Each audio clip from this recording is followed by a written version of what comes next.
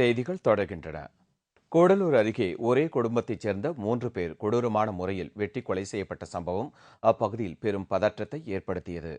கூடலூரை அடுத்த மண்வயல் பகுதியைச் சேர்ந்தவர் பாலச்சந்திரன்.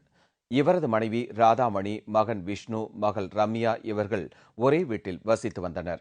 இந்நிலையில் நேற்று மாலை வீட்டின் உள்ளே ராதாமணி மற்றும் விஷ்ணுவும், வீட்டிற்கு அருகே ரம்யாவும் கொடூரமான முறையில் கொலை செய்யப்பட்டு இரத்த வெள்ளத்தில் கிடந்தனர். அதே பகுதியில் வசிக்கும் பாலச்சந்திரனின் தம்பி மகன் திபு என்பவர் குடும்ப தகராறு காரணமாக இந்த கொடூர செயலில் ஈடுபட்டுவிட்டு தலைமறைவாகி விட்டது தெரியவந்துள்ளது.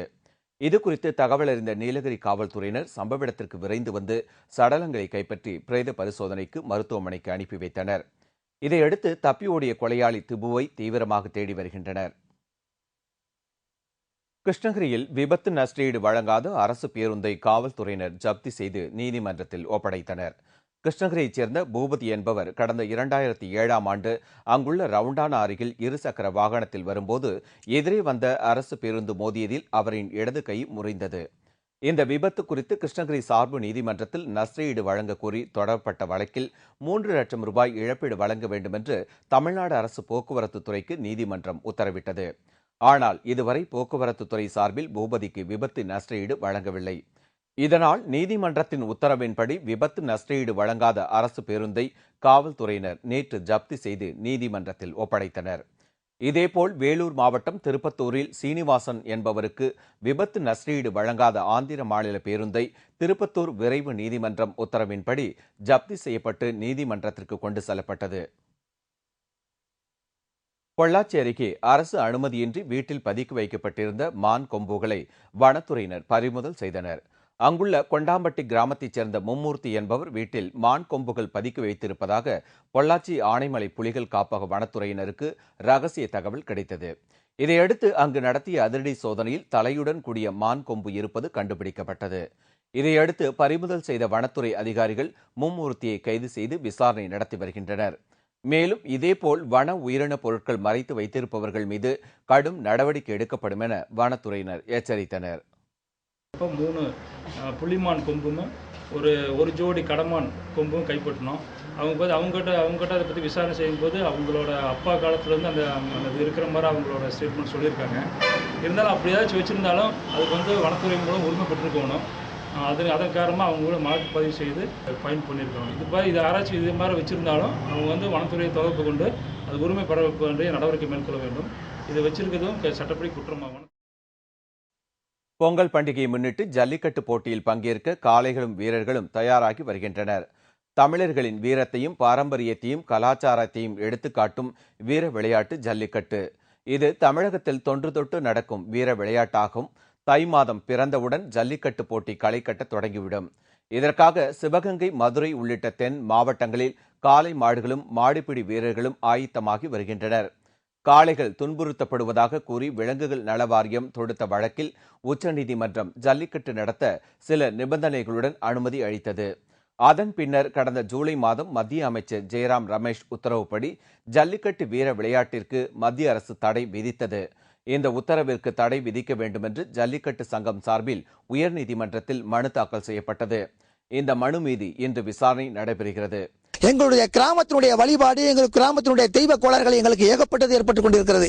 ஆகையினாலே எங்கள் மீது, ஜல்லிக்கட்டு நடத்துவோர் மீது, தமிழர்கள் மீது பற்று கூர்ந்து எங்களுக்காக தமிழக அரசும் மத்திய அரசும் நல்லதொரு முடிவை ஏற்று இந்த பொங்கல் திருநாளை நல்லபடியாக நடத்துவதற்கு ஆவணம் செய்ய வேண்டும் என்ற இந்த நல்ல வேளையிலே கேட்டுக்கொள்கின்றோம். இதனால் திட்டமிட்டபடி போட்டி நடைபெறுமா என்ற கவலை ஒரு பக்கம் இருந்தாலும் காளை மாடுகளும் வீரர்களும் ஜல்லிக்கட்டு போட்டிக்கு தயாராகி வருகின்றனர்.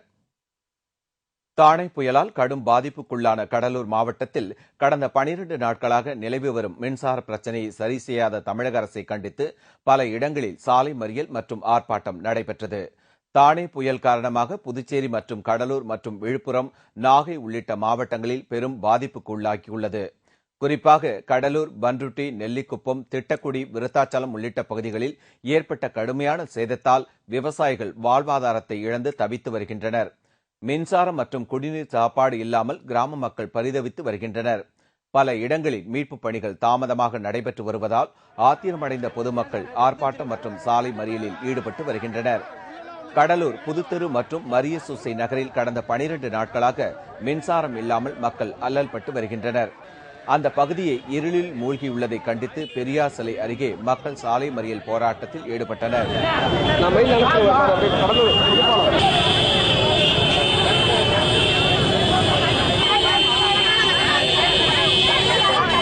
புயல் வந்து கிட்டத்தட்ட 13 நாள் 15 நாள் கடந்த நிலையில் இது வரைக்கும் ஒரு கவுன்சிலர் தவிர்த்து வேற எந்த அதிகாரியும் ஊருக்குள்ள இது வரைக்கும் வரல. எந்த நிவாரணமும் பணத்தை தவிர வேற எதுவும் கிடைக்கல. கரண்ட் கட் ஆகி கிட்டத்தட்ட 15 நாள் ஆயிடுச்சு, இது வரைக்கும் வரல. இதேபோல் பன்ருட்டி, நெல்லிக்குப்பம் உள்ளிட்ட கடலோர பகுதிகளில் மின் விநியோகம் மற்றும் நிவாரணப் பணிகள் வழங்காததால் மக்கள் ஆர்ப்பாட்டத்தில் ஈடுபட்டனர். ஆனால் கடலூர் மாவட்ட பகுதிகளில் பொங்கலுக்குள் முறையாக மின்சாரம் வழங்க நடவடிக்கை எடுக்கப்படும் என்று முதலமைச்சர் ஜெயலலிதா அறிவித்துள்ளார். தானே புயலால் பாதிப்புக்குள்ளான காரைக்கால் மாவட்டத்தில் உரிய நிவாரண உதவிகள் வழங்கப்படாததை கண்டித்து காரைக்கால் போராட்டக் குழுவினர் பிச்சை எடுக்கும் போராட்டத்தில் ஈடுபட்டனர். திருச்செங்கோட்டில் அடிப்படை வசதிகள் செய்து தராத நகராட்சி நிர்வாகத்தை கண்டித்து தர்ணா போராட்டம் நடைபெற்றது.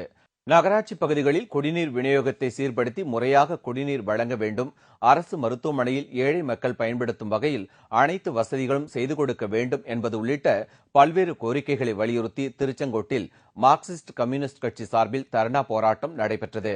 நகரத்தில் 3 கூட்டு குடிநீர் திட்டங்கள் இருந்த போதிலும் கூட நகர மக்களுக்கு 15 நாட்களுக்கு ஒரு முறை கூட தண்ணீர் வழங்கப்படுவதில்லை. உடனடியாக குடிநீர் பிரச்சனை சீர் செய்யக்கூடிய வகையில் தினசரி காவேரி குடிநீர் வழங்க வேண்டும். காஞ்சிபுரத்தில் பொய் வழக்கு போடும் காவல்துறையினர் மீது நடவடிக்கை எடுக்க கோரி அரக்கோணம் அருகே மக்கள் சாலை மறியலில் ஈடுபட்டனர். அவர்களை கலைந்து போக கோரி போலீசார் தடியடி நடத்தியதால் அப்பகுதியில் பெரும் பரபரப்பு ஏற்பட்டது.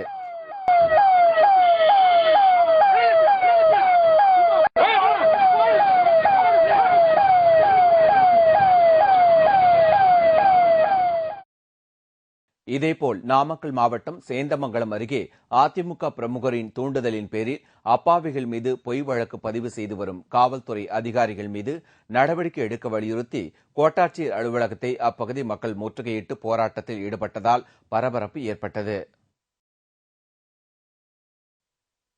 தஞ்சையில் உள்ள நகராட்சி மேல்நிலைப் பள்ளிக்கு தஞ்சை தெற்கு மாவட்ட தேமுதிக சார்பில் எலக்ட்ரானிக் பெல் மற்றும் மாணவ மாணவிகளுக்கு சீருடை உள்ளிட்ட நலத்திட்ட உதவிகள் வழங்கப்பட்டது. தஞ்சை மேற்கு மாவட்ட தேமுதிகவினர் சார்பில் தொடர்ந்து பல்வேறு நலத்திட்ட உதவிகள் வழங்கப்பட்டு வருகிறது. அந்த வகையில் நேற்று தஞ்சை தெற்கு அலங்கம் நகராட்சியில் உள்ள மேல்நிலைப் பள்ளிக்கு எலக்ட்ரானிக் பெல் வழங்கப்பட்டது. மேலும் 200க்கும் மேற்பட்ட மாணவ மாணவிகளுக்கு சீருடை, நோட்டு, பேனா உள்ளிட்ட நலத்திட்ட உதவிகளை தஞ்சை தெற்கு மாவட்ட தேமுதிக செயலாளர் டாக்டர் ராமநாதன் வழங்கினார். இதில் பள்ளி ஆசிரியர்கள், தேமுதிக நிர்வாகிகள், மகளிர் அணியினர், தொண்டர்கள் என ஏராளமானோர் கலந்து கொண்டனர். திருப்பூர் மாவட்டம் உடுமலைப்பேட்டை அமராவதி அணையில் இருந்து பாசனத்திற்காக தண்ணீர் திறந்துவிடப்பட்டுள்ளதால் விவசாயிகள் மகிழ்ச்சி அடைந்துள்ளனர். திருப்பூர் மாவட்டத்தில் உள்ள உடுமலை, மடத்துக்குளம் மற்றும் தாராபுரம் பகுதிகளில் புதிய பாசன பகுதிகளுக்கு அமராவதி அணையின் பிரதான கால்வாயிலிருந்து தமிழக அரசின் உத்தரவுப்படி 440 கன அடி வீதம் தண்ணீர் திறந்துவிடப்பட்டுள்ளது. இதன் மூலம் 25,000 ஏக்கர் விவசாய நிலங்கள் பாசன வசதி பெறும் என்று விவசாயிகள் மகிழ்ச்சி தெரிவித்தனர்.